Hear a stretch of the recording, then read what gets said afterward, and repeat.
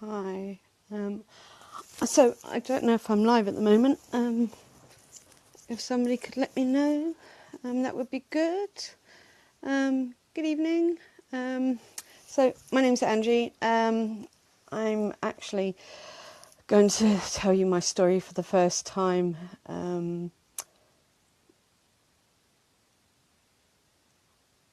Okay, I don't know if we're live or not. So I'm going to be telling you my story, which is rather long, rather complicated, and I'm quite amazed that I'm actually here, to be honest.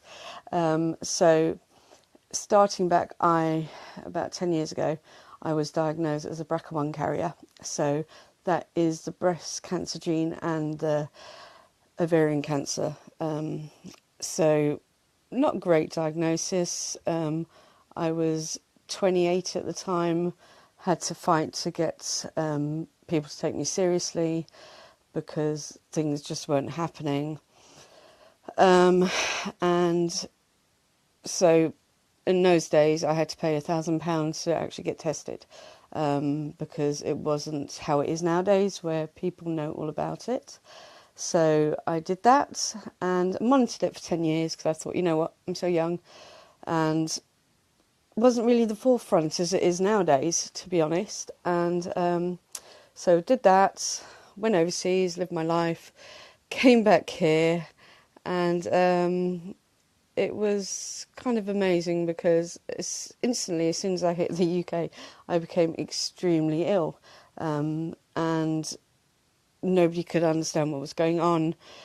Every month I would be going to anaphylactic shock, and due to this, I nearly died between 8 and 12 times, to be honest, because they couldn't diagnose me. I was taken to every single specialist you could think of. Me and my partner were at our wits' ends. We didn't know what to do because just one minute life was so precious, and next minute I was just an absolute bag of, well, how can I put it? Not even a wreck, just not even a proper person, to be honest.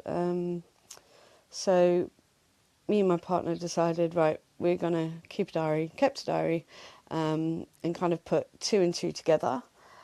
And it turned around and found out I was actually allergic to my own progesterone, which is extremely rare. I had to get special permission to be tested against my progesterone. It took a couple of months for that to come through. We had to get lots of people's signatures so it could be tested that way. And it turned out, yes, indeed, I was allergic to my own progesterone and went into full-blown anaphylaxis within a couple of minutes of them testing me with it. And I was the 21st person diagnosed in the world. So even though it's extremely rare, I think if it was made more aware of, should we say, it wouldn't be as rare as it is. So within a week I was whipped in for a full hysterectomy, oophorectomy. Happy days, 38 years old, and you're going to go into full-blown surgical menopause. Happy days. So I had the operation, woke up and went into another full-blown anaphylaxis because obviously of the hormone dump, and that was done. And next thing I know, 24 hours later, I'm in full-blown surgical menopause.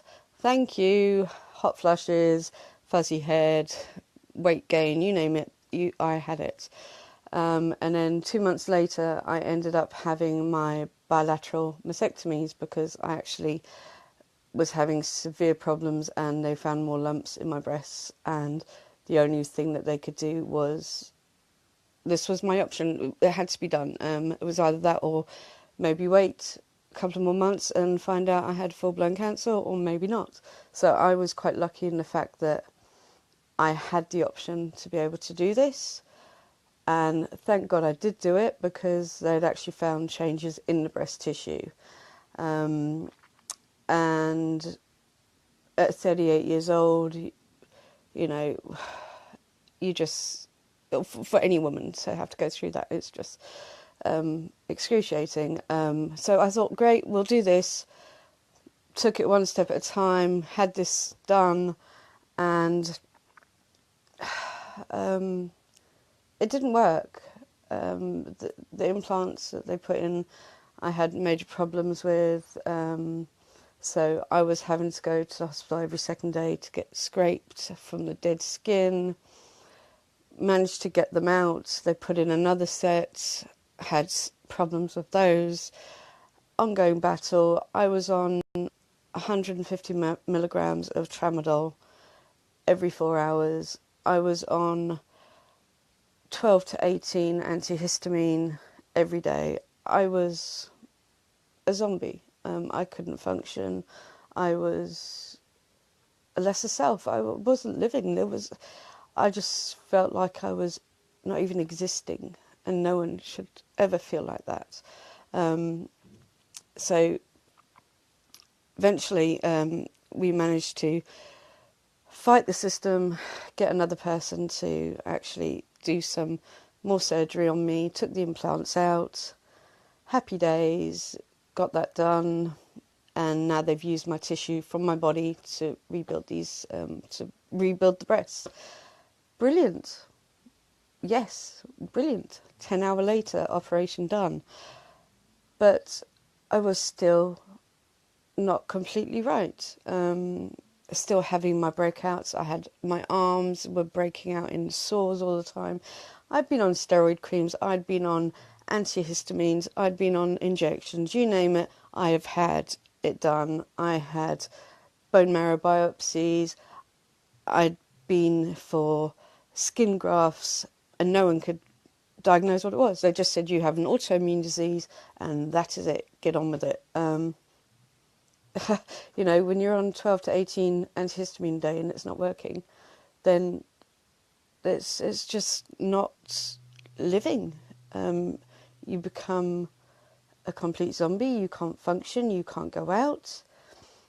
My family just doesn't know what to do because I'm just this person, not even a person. I was just half of a person.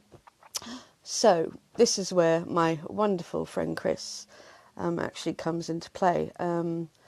I'd seen her advertising the Juice Plus, and I thought, you know what, I've got nothing to lose, and best thing I ever did, because I took a chance on her, even though I was a big skeptic, and I thought, oh my God, I've worked in the health industry for years.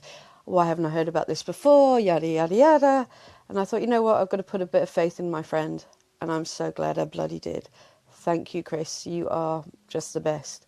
Because with the stuff that I took the capsules, and I've never felt better. My arms have cleared up. I'm not using any antihistamine anymore. I am not having menopausal symptoms anymore, and my hair is growing like wildfire, and I just feel absolutely amazing.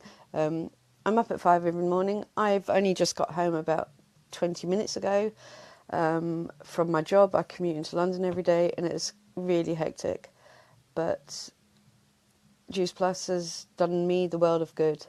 And if you've got anyone that you think needs something because no one else can help and they've given up on them, well, you know what? Give me a shout. Give my team a shout, because why not take a chance? Because it's the best thing I ever did, and I will shout it from the rooftops. And this is why I'm in the business now, because if I can help one person, then it'll make me feel a lot better. Because when you're facing every single doctor and you're fighting with them and you're arguing with them and you've got nowhere else to turn to, you know what, there's another alternative. It's not that I'm saying it's going to medically cure everything, but you know what, it might help you. Why not give it a go? What have you got to lose? Well, thank you for listening, if anyone was listening, and enjoy your evening. Bye.